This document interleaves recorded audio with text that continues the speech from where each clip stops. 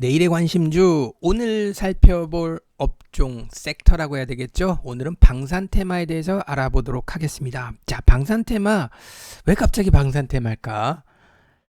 저는 미래를 대비하는 테마다라고 말씀드리고 싶네요. 물론 뭐 바이든 정부가 들어오면서 과거 트럼프 정부 때의 초반 흐름 잘 생각해 보시면 5년 전 트럼프 정부 처음 들어와가지고 굉장히 불편했던 흐름이 있었던 거 기억하십니까? 물론 그 이후에서는 뭐 정상회담도 하면서 평화 쪽으로 진행이 됐었는데, 어찌됐든 바이든 정부 출범한 지 이제 한 50일 좀 넘었는데, 뭐 한미 방위비 협상도 타결되고 뭐 좋은 얘기가 들릴 수도 있다라고 보지만, 어느 순간인가 언제든지 바뀔 수 있는 부분이 바로 뭐 한국과 북한의 문제, 아니면 뭐 미국과 북한의 문제이기 때문에 방산 테마는 한 번쯤 관심 가져도 좋지 않겠느냐라고 정리를 해드리고 싶네요. 자, 어떤 종목인지 한번 살펴보도록 하겠습니다. 물론 많은 종목들이 더 있습니다. 아마 중소형 종목들 중에서 아마 더 있는데, 저는 조금 추려봤고요. 누차 말씀드렸지만 시가총액 상위권 종목 중심으로 한번 살펴보도록 하겠습니다. 사실 방산 테마 하면 대표적인 종목이 바로 빅텍하고 스페코거든요. 그래서 이 두 종목은 주로 우리가 북한 문제로 주가가 급락했을 때 빅텍, 스페코는 반대 방향으로 움직이면서 인버스의 성격을 띠고 있는 종목인 경우가 있었죠. 북한에서 옛날 같은 경우 미사일 발사하거나 핵실험하거나 이럴 때 빅텍, 스페코는 갑자기 뜬금없이 급등하면서 지수는 내리는데 정반대로 움직였던 그런 부류의 종목이기 때문에, 앞으로도 영원히 통일이 되지 않는 이상 북한과 이렇게 살아나간다라고 했을 때, 북한 문제가 발발했을 때 항상 빅텍, 스페코 같은 종목들은 언제든지 움직일 수 있기 때문에 그때 한번 단기적으로 한번 관심 가져도 좋을 것 같고요. 전체적으로는 시총 상위권 중심으로 한번 말씀드려 보도록 하겠습니다. 그래서 조선주 같은 경우에서는 전부 다 구축함이나 잠수함을 만들 수 있고요. 주로 이제 대우조선해양이 방산 관련해서 전문적으로 만들고 있습니다. 물론 삼성중공업도 만들고 한국조선해양도 만드는데, 주로 이제 대우조선해양이 맡아서 많이 만든다라는 의미고요. 조선업종을 많이 따라가기 때문에 방산주로 움직인다라고 보기엔 그렇고요. 현대로템 같은 경우에서도 전차 개발하는 기업이고요. 지금 흐름은 방산주로 충분히 볼 수 있죠. 한화는 잘 아시다시피 화약을 만드는 회사고, 풍산도 탄약 생산 업체다 보니까 충분히 방산주로서 체크해 볼 부분이 있고요. 전체적으로 여기까지 보시면 항공 하나 에어로스페이스는 항공기도 만들고, 예전에 삼성 테크윈이었죠. 기억하십니까? 삼성 테크윈이 하나로 넘어가면서 이름을 바꿔서 하나 에어로스페이스가 됐고요. 장갑차도 만들고 자주포도 만듭니다. 그리고 하나 시스템 같은 경우에서는 그 KFX 사업인가요? 한국형 전투기 사업에 참여를 하고 있고요. 한국항공우주 군용기 연구 개발하는 회사, 군용기만 만들진 않지만 어찌됐든 군용기를 주로 연구 개발하는 회사, LIG 넥선 같은 경우에서는 주로 보면 현궁, 천궁, 레이더 이런 쪽 대체적으로 방산 부분 테마로서 움직일 수 있는 종목들 비슷하게 움직입니다. 한번 체크해 보도록 하죠. 자, 제일 먼저 살펴볼 주식은 한화 에어로스페이스입니다. 언뜻 보기엔 되게 많이 올랐어요. 그리고 핵심 뭐냐면 2021년 들어와서 많이 올랐다는 거 느끼십니까? 그 전까지는 별로 오른 게 없어요. 꼭 올해 들어와서 오르고 있는 종목들을 제가 계속 체크를 해드리고 있는데, 왜냐면 작년에 못 올랐기 때문에, 작년에 그렇게 지수가 따블랐잖아. 1400포인트에서 3000포인트 넘게 지수가 따블랐는데 작년에 못 갔던 주식이 생각보다 많습니다. 그래서 올해 좋은 흐름을 보여주고 있습니다. 올해 올라가면서 정배열 초기 흐름인데, 또 짧게 보면 많이 올랐지만 제가 월봉으로 한번 보여드리면, 이게 월봉으로 바꿨더니 2010년, 즉 10년 동안 빠졌어요. 그러다가 올해 들어와서 2021년 들어와서 거래량도 많이 수반되면서 드디어 추세라고 해야 될까요? 추세를 돌파를 했습니다. 단기 하락 추세를 돌파를 했습니다. 그래서 분위기상은 이대로 끝날 것 같지는 않다라는 거죠. 즉 바닥 탈출의 시그널로 볼 수 있기 때문에, 역시 마찬가지 롱텀으로 봤을 때는 충분히 매력적인 위치입니다. 단기적으로야 좀 올라 있어 보이지만 중기적으로는 이게 이제 시세가 깨어난다라고 하죠. 정배열 초기 흐름으로 볼 수 있어서 전체적으로 이 정배열의 흐름은 이격 조정을 어느 정도 마무리하면 다시 재상승하는 흐름을 보여주고 있기 때문에 상승 조정 다시 상승, 즉 저점을 높이는 과정일 뿐이기 때문에 이런 부분을 한번 활용하시는 게 어떻겠느냐라는 관점이고요.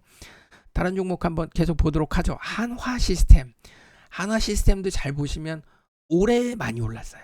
올해 들어와서 좀 올랐죠. 작년 연말서부터 좀 오르기 시작해서 올해 좀 오르기 시작했습니다. 즉 2020년에 지수 급등할 때 정작 오른 게 많지 않고요. 확실히 방산주가 오래 올랐습니다. 그래서 오래 올랐고 흐름상으로는 역시 제가 월봉으로 같이 보여드리도록 하겠습니다. 하나 시스템 같은 경우에서 올해 사상 최고가 신규 상장한 이후에 조정받고 이게 뭐 보시면은 1년 동안은 못 갔고요. 최근에 오르고 있어요. 최근에. 그 얘기는 뭐겠습니까? 지금 최근에 핫한 업종이라는 거죠. 여러분들이 관심 없을 때 하나 시스템은 올해 들어와서 작년 연말서부터 근래의 핫한 업종이었다라는 거고요. 단기적인 조정 국면이 좀 가파르게 이렇게 있습니다만 역시 이 정배열의 기본 원칙 전저점을 이탈하지 않는다라고 한다면 이 파동은 유효하다라는 거죠. 그래서 많이 오른 것 같아도 실제로 저런 정배열의 흐름은 뭐 1년이고 2년이고 3년이고 꾸준하게 유지되는 경우가 많기 때문에 기본적인 리스크 관리 전저점 이탈 대응만 잘 하신다면 방산주 하나 시스템 뭐 하나 에어로스페이스 비슷하게 다시 한번 전고점을 도전하는 시세가 이어지지 않겠느냐 싶습니다. 자, 한국항공우주도 비슷합니다. 올해에 들어와서 많이 올랐고요. 최근에 좀 조정을 받았는데 마찬가지죠. 61선의 지지가 확인된다라고 한다면 다시 한번 전고점을 재도전할 가능성이 매우 높고요. 월봉으로 한번 보여드릴게요. 월봉으로 보면 이제 별게 아니에요. 별게 아니라는 표현이 뭐냐면 최근에 오르긴 했지만 과거 2014년, 2015년에 급등했던 부분에 6년을 빠지고 이제 올라가는 거니까 또 월봉으로 보면 에게 이거죠. 즉 롱텀으로 본다면 충분히 다시 또 움직일 수 있다라는 거죠. 그 얘기는 뭐냐면 과거에서도 이 장기 조정 받고 여기서부터 올라가기 시작해서 2년 정도 시세가 났기 때문에 요 3, 4개월 올랐다고 시세가 끝났다고 단정하기에는 억울하다라는 거죠. 대체적으로 방산주들은 다 같이 움직이기 때문에 비슷하게 움직이기 때문에 최근의 흐름 나쁘지 않죠. 하락 추세는 돌파가 됐습니다. 그 얘기는 역배열은 탈피했다는 얘기죠.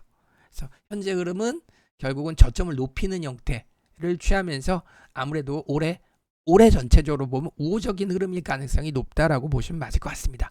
LIG 넥슨도 크게 다르지는 않는데 다만 LIG 넥슨은 좀 너무 가파르게 올랐다라는 단점이 있어요. 그렇죠? 역시 2021년에 많이 올랐습니다. 단기간에. 그리고 나서 조정폭이 좀 있어서 아무래도 충격을 완화시키기 위해서는 필요한 건 가격 조정 플러스 기간 조정이 좀 필요하겠죠. 어느 정도 숨고르기가 필요한 다음에 그 이후에 아마 다시 한번 재도전할 가능성. 이 LIG 넥슨도 보시면 월봉으로 보여드리면 정말 별거 아닙니다. 그 얘기는 충분히 많이 내렸고요. 여기서 어느 정도의 기간 조정을 받으면 다시 한번 우상향, 즉 윗방향으로 바라볼 수 있는 위치다라는 거예요. 월봉으로 보시니까 LIG 넥슨도 만만해 보이죠. 그래도 상장한 다음에 13만 원까지 갔던 주식이니까 그게 이제 10분의 1 토막 가까이 나서 9분의 1 토막 정도 나갔고 15,000원 저점을 찍었으니까 정말 많이 내린 주식이에요. 그러다 보니까 최근에 거래 들어오면서 움직이기 시작하는 겁니다. 그래서 5년씩 빠진 주식이라 이제 요만큼 올라갔다고 많이 올랐다라고 얘기하면 아마 LIG 넥슨이 서운해할 수 있습니다. 아스트는 개별 종목이라 항공기 부품 만드는 회사죠. 상승 추세가 유효한 것 같습니다. 61선 추세로 계속 움직이고 있네요. 풍산도 구리 가격으로 보면은 꾸준하게 우상향 그리고 최근에 조정받고 다시 한번 지지가 확인된다면 재상승할 수 있지 않느냐. 즉 정배열의 기본 원칙은 조정 당연히 나옵니다. 이 조정이 저점을 이탈하지 않고 추세 하단에서 돌아서는 게 포인트죠. 지지 확인하고 대응하시면 리스크는 그렇게 크지 않을 것 같고요. 하나 같은 경우는 이제 변동성이 좀 큽니다. 하나는 화약을 만들긴 하지만 이제 하나의 자회사들의 등락 때문에 움직이는 거라 뭐 단순히 방산주니까 올라야 돼 뭐 이런 개념이 아니라 단순히 낙폭과대 반등 수준 정도 반등 수준 정도로만 보시는 게 어떻겠느냐. 아직까지는 그 정도 수준으로 보여지고요. 한 3개월 정도 지난 다음에 다시 상승하지 않겠느냐. 지금은 반등짜리밖에는 아직까지는 보이진 않네요. 자, 로템은 최근에 움직임이 좋고요. 이게 이런 쐐기형 패턴으로 조정을 받는다라고 한다면 조만간 또 기간 조정이 거의 끝났다라고 보면 다시 두 번째 파동을 노려볼 수는 있을 겁니다. 다만 이 조정이 이런 형태의 조정이 생각보다 꽤 오랫동안 지루하게 갈 수도 있기 때문에 기간 조정의 끝이 어딘지 모른다라는 답답함은 있으나 분명한 건 저 조정의 끝은 상승의 의미, 상승을 할 가능성이 조금 더 높지 않느냐. 왜? 상승하지 않았다면 이미 여기서 진작에 이렇게 내려왔죠. 아마 여러분들이 많이 보셨다시피 대부분의 종목들이 진작에 내려옵니다. 못 가는 주식들은. 주로 버티는 주식들이 또 가는 거기 때문에 잘 버티면 또 올라갈 가능성 충분하고요. 특히 로템 같은 경우에서도 탄력 받으면 조금 더, 그러니까 여력은 좀 있어 보이죠. 평균치를 감안하면 뭐 그렇게 부담스러운 주가 위치는 아니기 때문에.